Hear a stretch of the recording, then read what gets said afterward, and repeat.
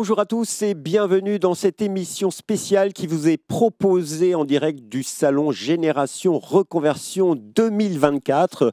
Génération Reconversion, c'est le rendez-vous de tous ceux qui veulent changer de métier, changer de vie et trouver de nouvelles opportunités. Cet événement est organisé par Transition Pro Île-de-France et nous avons le plaisir d'accueillir sa présidence incarnée par son président, Christophe Djurkaev, bonjour. Bonjour. Et son vice-président, Franck Martignoni, bonjour. Bonjour. Alors, voilà, un événement important. Pourquoi fallait-il organiser Génération Reconversion, cher président? Alors, d'abord, la première chose, c'est que c'est la deuxième édition de Génération Reconversion. Il y a eu une première édition en avril 2023 qui a rencontré un très grand succès. On a réussi effectivement à mobiliser un certain nombre d'acteurs de la formation professionnelle sur un même lieu, un même endroit, avec un langage commun pour tous se réunir sur nos nombreux dispositifs de la formation professionnelle. Et voilà, 2500 visiteurs sont passés sur ce salon. On ne pouvait pas en rester là, donc c'est évident. Donc, quelques mois après, nous avons pris une décision au conseil d'administration paritaire, de renouveler l'événement, mais cette fois-ci en allant plus loin. Et voilà, et surtout avec un moment tout à fait précis, puisqu'on avait déjà en ligne de mire l'événement JOP, hein, bien sûr. Et nous avons placé cet événement juste après, donc c'est-à-dire la fin des Jeux Olympiques et Paralympiques. Parce qu'il y a énormément de personnes qui doivent se reconvertir et qui ont été mobilisées sur les Jeux. Voilà, un grand succès sur cette première édition. Et là, pour ce salon deuxième édition, nous avons là, à ce moment précis, 8500 inscrits. Voilà, donc ça répond à votre question sur est-ce que ça intéresse? Oui, évidemment, ça intéresse. Les mobilités professionnelles, ça intéresse. Les reconversions. Et tout ce que l'on propose en termes d'accompagnement, de financement des actions, ça intéresse les gens, ça les fait venir. Et pour cette édition, Monsieur Martignoni, vous avez encore une fois mobilisé plein d'acteurs parce qu'il suffit d'aller dans les travées du salon.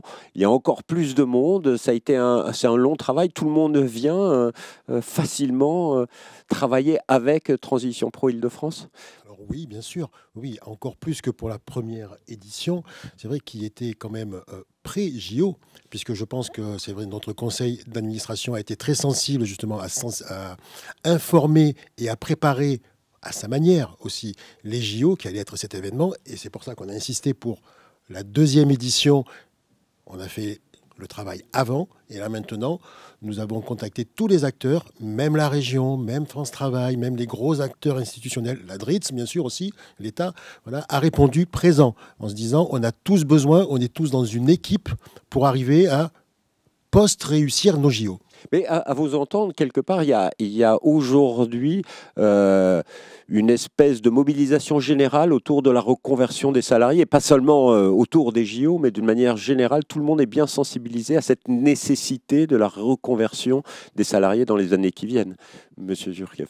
Oui, alors nécessité, je ne sais pas, est-ce que c'est une nécessité? En tous les cas, on voit bien que la société du travail, elle évolue. Hein, on parlait tout à l'heure de génération X, etc., et génération reconversion.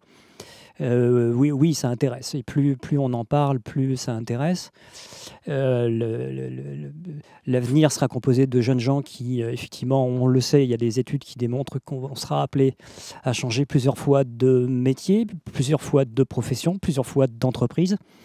Donc voilà, tout ça, c'est un univers qui intéresse. Mais le plus important, je pense qu'il n'est pas là. Le plus important, il est surtout de se construire autour de ce concept-là, de la transition et de la reconversion professionnelle, pour réunir autour d'une même table tous les acteurs. Encore une fois, mais ça c'est important, on ne peut pas tout faire, on ne peut pas financer toutes les demandes. Vous voyez que les projets de transition professionnelle, on en refuse, puisqu'on ne peut pas les financer. Donc ça répond aussi un peu à votre question, c'est qu'on pourrait faire plus Ça fera partie aussi de nos projets pour la suite, d'essayer de comment on peut mutualiser encore mieux les choses pour les rendre plus efficientes.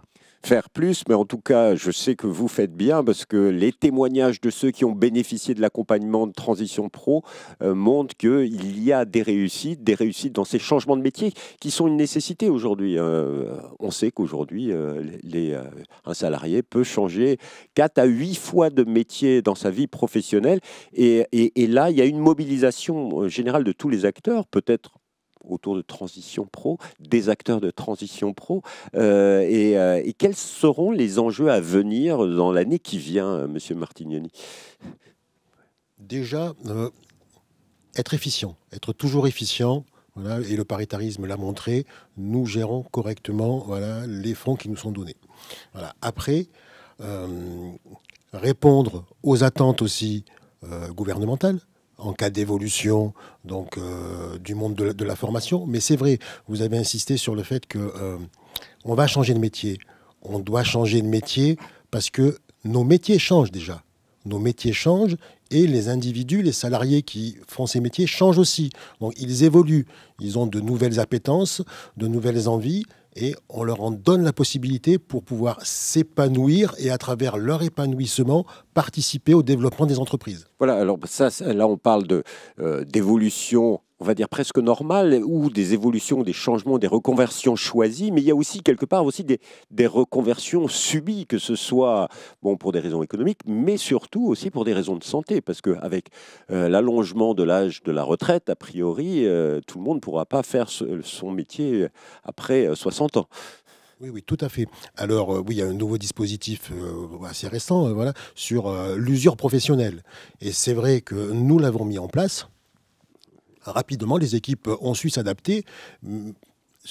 Aussi, peut-être parce qu'en interne, c'était un sujet qui nous tenait à cœur. Voilà, nos partenariats, même déjà par le passé, avec la GFIP particulièrement, qui permettaient d'avoir un point plus positif et de financer plus de dossiers pour des personnes justement en situation de handicap ou qui devaient se reconvertir suite à une RQTH, une reconnaissance de travailleurs handicapés.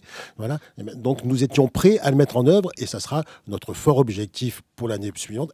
Et comme vous l'avez précisé, avec l'allongement de la vie professionnelle, un focus très particulier sur la reconversion des seniors, faire profiter de leur expérience, voilà, et de leur vision du travail différente, on va dire. Ça vous fait beaucoup de projets en cours et beaucoup de travail à venir dans l'année qui vient, cher président.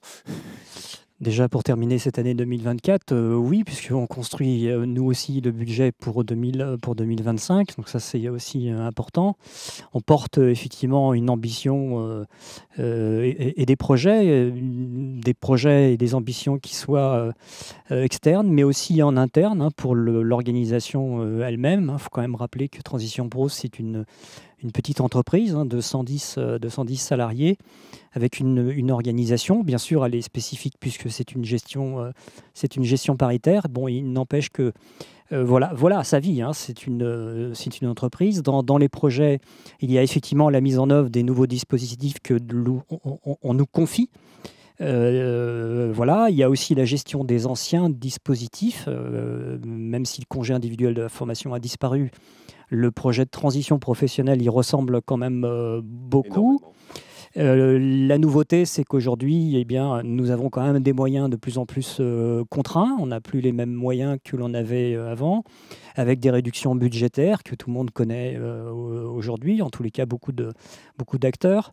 Voilà, donc notre ambition, c'est de continuer sur la lancée, c'est d'avoir que cette tendance de réponse, de financement des actions de formation, mais aussi d'accompagnement des demandeurs, d'orientation aussi, puisqu'on a aussi une mission d'orientation dans le cadre du conseil en évolution professionnelle.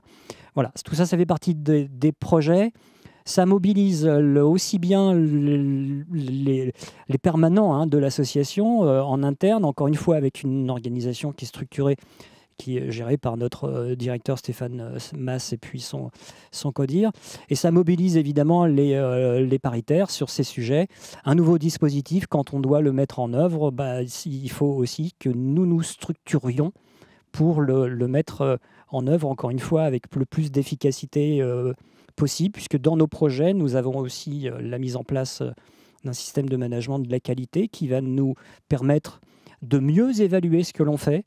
Et au moment où on nous demandera des comptes sur ce que l'on fait, comme les trophées de la reconversion l'ont permis, c'est qu'on a effectivement mis sur la scène des gens qui ont fait une reconversion et qui nous disent comment ils l'ont fait et qu'est-ce qu'il se passe à ce moment-là.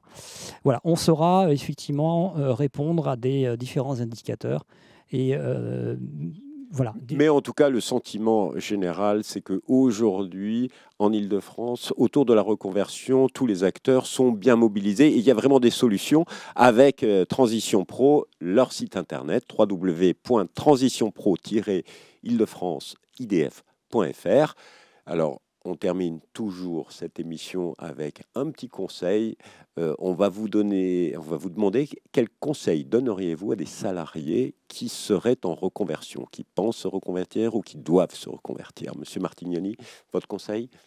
2 mots. Oser et persévérer. Voilà. Oser rêver à une nouvelle vie, vos projets, ce que vous aimez. Et après, nous mettrons à votre disposition toutes les structures, tous les conseils, tous les partenaires pour vous permettre de réaliser ce projet. Monsieur Jurkiev? Je dirais, ayez confiance en vous, portez vos projets. Notre mission à nous, c'est de faire de vos projets des réalités. Merci beaucoup à tous les deux. Vous l'avez compris, osez, persévérez, ayez des ambitions et vous réussirez votre reconversion. Au revoir et à bientôt.